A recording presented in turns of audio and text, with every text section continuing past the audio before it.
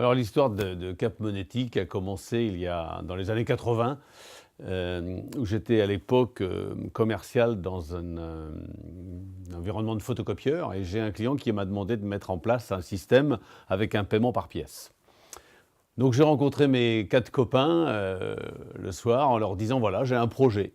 Je pense que ce serait une bonne idée de pouvoir créer une activité et l'objet serait de faire un peu de bénéfices et grâce à ces fonds, de pouvoir faire la fête en commun.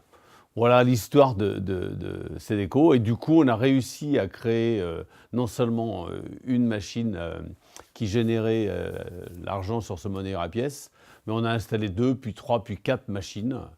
Et du coup, ça nous a généré un petit peu de profit.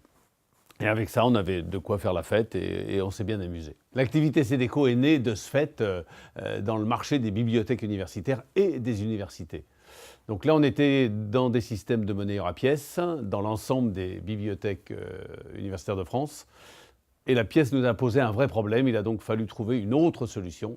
Et l'autre solution, c'était bien évidemment l'idée de mettre en place une carte avec une piste magnétique. Donc c'est à ce moment-là qu'on a développé l'activité monnaie-carte. Donc cette activité avait pour objet le développement d'un monnayeur à piste magnétique qui n'existait pas à cette époque-là.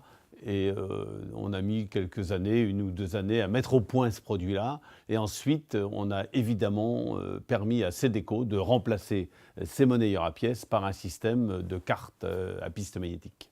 Grâce à cette nouvelle technologie de piste magnétique, ça nous a permis de gagner beaucoup de marchés. Et du coup, on a rencontré un concurrent étranger qui avait développé quelques activités dans les mêmes métiers.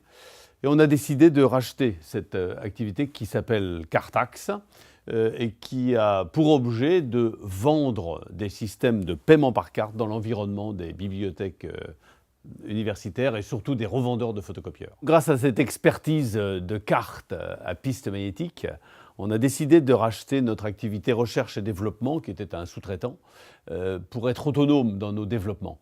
Et grâce à cette maîtrise de l'environnement, développement, commercialisation et services, on était capable de développer d'autres secteurs d'activité. C'est à ce moment-là que nous avons décidé de créer le groupe Cap Monétique, c'était les années 93.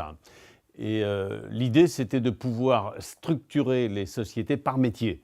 Donc il y avait le métier de l'électronique de la structure EAS, le métier du service par l'activité de Cédeco et le métier de l'informatique par l'activité monnaie-carte. Cartax étant spécialisé dans la vente de lecteurs de cartes auprès des revendeurs dans l'environnement de la photocopie et de l'impression. Après avoir rencontré quelqu'un qui avait une forte connaissance dans l'environnement du parking, qui est devenu un ami, nous avons décidé de développer ensemble le marché du péage des parkings avec l'activité Monnaie-Parc. Donc, grâce à notre connaissance des clients dans l'environnement universitaire, on a eu beaucoup de demandes pour le contrôle d'accès physique dans les universités, particulièrement dans les bibliothèques universitaires. Donc on a décidé de créer une autre structure qui s'appelle Adescartes, qui a pour objet le développement du contrôle d'accès.